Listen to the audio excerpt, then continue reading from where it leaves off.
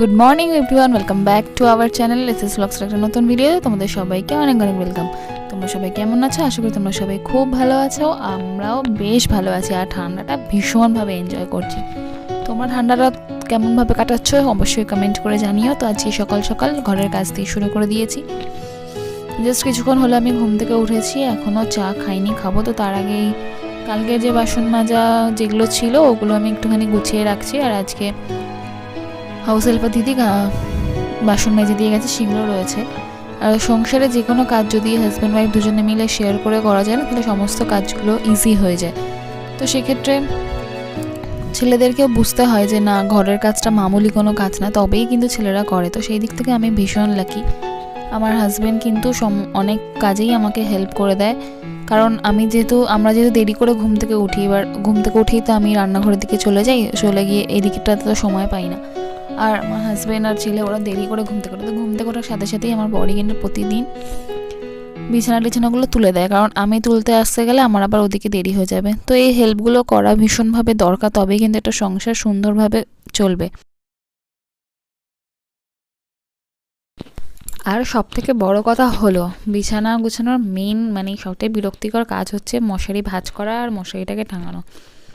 যেই ছেলে সেই কাজটা করতে রাজি থাকবে না, আমার তো মনে হয় তাকে তখনই বিয়ে করে নেওয়া উচিত।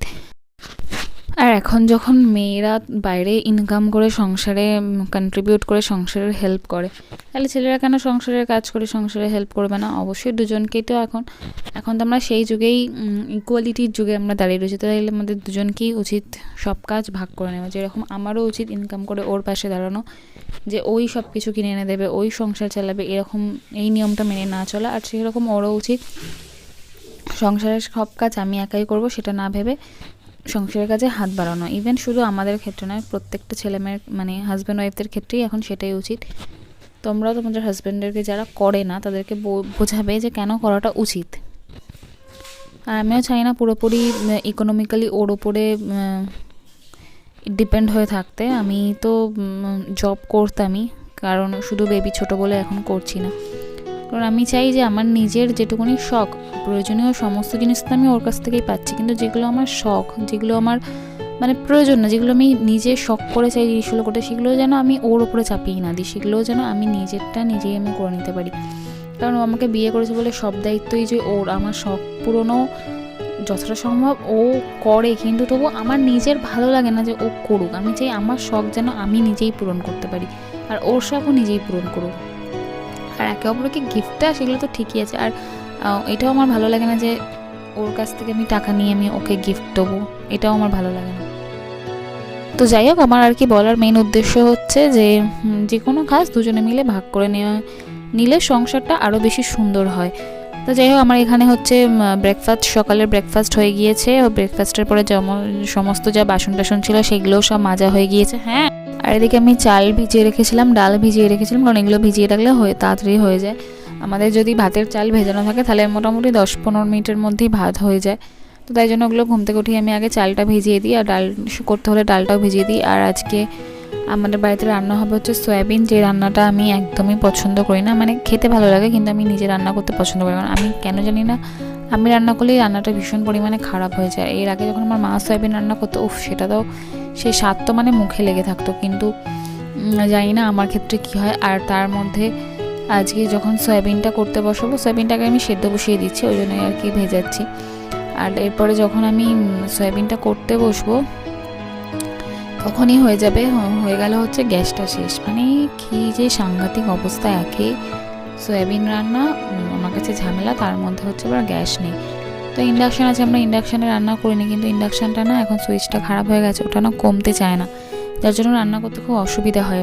গ্যাসে রান্না করতে করতে এদিক ওদিক যাওয়া যায়, কিন্তু ইন্ডাকশানে রান্না করতে গেলে সামনেই তোমাকে দাঁড়িয়ে থাকতে হবে, আর কোনো জায়গায় তুমি যেতে পারবে না।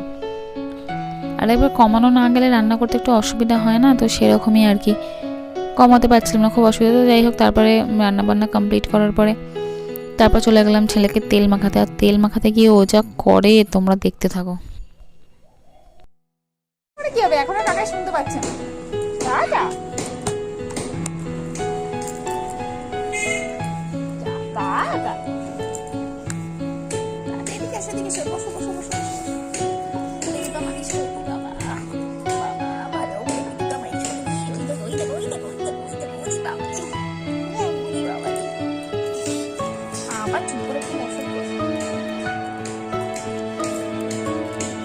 বাবা, উফ উফ উফ। ওরে বাবা। আরে জামা কাপড়ে তেল লেগে যাচ্ছে তো।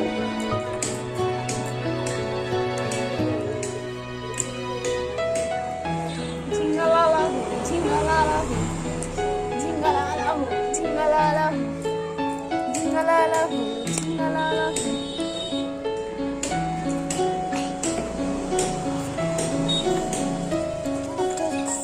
তো ওই তেল টেল মাখানোর পর তারপরে তো ওকে স্নান করালাম আর আমরাও নিচে ওকে খাওয়ালাম, তারপর নিজেও খেয়ে দিয়ে একটুখানি ঘুমিয়ে নিলাম। ওটা তো আমার রোজ করে। আর আজকে আমার সন্ধ্যে থেকে যে কী পরিমাণে ঠান্ডা লাগছিল কি বলবো। পায়ে মোজা পরেছি, তারপরে ফুল প্যান্টও পরেছি, তার মধ্যে মাথায়ও ঢাকা দিয়ে আমি বসে রয়েছি। আর আমার ছেলে দেখো ওর কোনো ঠান্ডা ফান্ডা নেই, মানে ওকে জ্যাকেটে টুপি টুপি সব পরিয়ে দিয়েছিলাম। আমার গায়ে ঠান্ডা লাগছে, তো আমি ভাবছি ওরও লাগছে। ও মা দেখি ও তো ঘেমে যাচ্ছে। আর ও কিরম বদমাইশি শিখেছে, গাড়িটাতেও সোজাভাবে বসবে না, উল্টোভাবে বসে ওখানে খেলা করছে। আর ক্যামেরা দেখে এটা হচ্ছে নাটক চলছে, নাটক। ঠান্ডাটা পড়া খুব দরকার ছিল, আর প্রচণ্ড ঠান্ডা। আমার তো ভীষণ ভালো লাগে ঠান্ডা, শীতকাল আমার ফেভারিট। তো তারপরে হচ্ছে আমার বর বাড়িতে চলে আসলো, আর তারপর তিনজনের জন্য কফি বানালাম। আর কফি বানাতে গিয়ে আজকে কী হয়েছে জানো, ওই যে ইন্ডাকশনে দুধটা বসাতে হয়েছে, আর আমার খেয়ালই নেই। আমি ভাবছি যে দুধটা জলের মতন ফুটতে থাকবে মনে হয়, অথচ দুধটা পুরো উতাল এসে পড়ে গেছে। পড়ে গিয়ে মানে কতটা দুধ নিয়েছিলাম যে কফি বেশি করে কফি খাবো বলে, আর সেখানে সবার জন্য একটু একটু করে কফি হয়েছে। আমার বর তো রেগে গেছে, কারণ অতটা দুধ নষ্ট হয়েছে। আমার ছেলের কাণ্ডটা দেখেছো, ওই শেষে ওই কাপটাকেই ধরবে। আর আজকে অন্যরকম কাপ দেখেছো, ওর আরও বেশি মজা। দেখছো কয়টুকুনি হয়ে গেছে কফিটা। আর শীতকালে আমার কফি খেতে ভীষণ ভালো লাগে। আর আমি একটুখানি কফির সাথে মুড়ি নিয়ে নিয়েছিলাম, কারণ শুধু কফি খেতে আমার পেট ভরবে না। আর আমার বড় শুধু বিস্কিট আর কফি খেলো, ওর তাতেই হয়ে গেছিলো। আর শীতকালে আমাদের বাড়িতে কফিটা ভীষণ লাগে, আর এত ঠান্ডা পড়েছে তো এবছর তো কফি খেতে বেশ ভালোই লাগছে। তো যাই হোক, তারপরে আটা মাখতে চলে গেলাম। আটা মেখে রুটি খেলাম, এই রুটি বানালাম ইন্ডাকশনে। তো একটা একটা করে রুটি আজকে করতে হয়েছিল। তো বাড়িতে দেওয়ার ছিল না, তো শুধু শাশুড়ি আর বরের জন্য রুটি করেছে। অল্প কটা রুটি করতেই হয়ে গেছে। তো রুটি করতে করতেই আজকে ভিডিওটা এখানেই শেষ করে দিলাম। ভিডিওটার কোথাও যদি কিছু ভালো লাগে তাহলে প্লিজ লাইক করে দিও, আর কমেন্ট করে জানিও তোমাদের মতামত। দেখা হবে আবার নেক্সট ভিডিওতে। আর চ্যানেলটা যারা এখনও সাবস্ক্রাইব করেন তারা প্লিজ একটা সাবস্ক্রাইব করে দিও। আর যারা সাবস্ক্রাইব করে ভিডিওগুলো দেখছো তাদেরকে অসংখ্য অসংখ্য ধন্যবাদ পাশে থাকার জন্য। তো দেখা হচ্ছে আবার নেক্সট ভিডিওতে। ততদিন সবাই ভালো থেকো, সুস্থ থেকো, টাটা।